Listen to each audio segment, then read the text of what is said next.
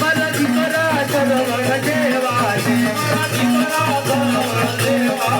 એના કાને બેસીને જવાય તેલો ફેરો છે તમે લઈ લો રામનું નામ તેલો ફેરો છે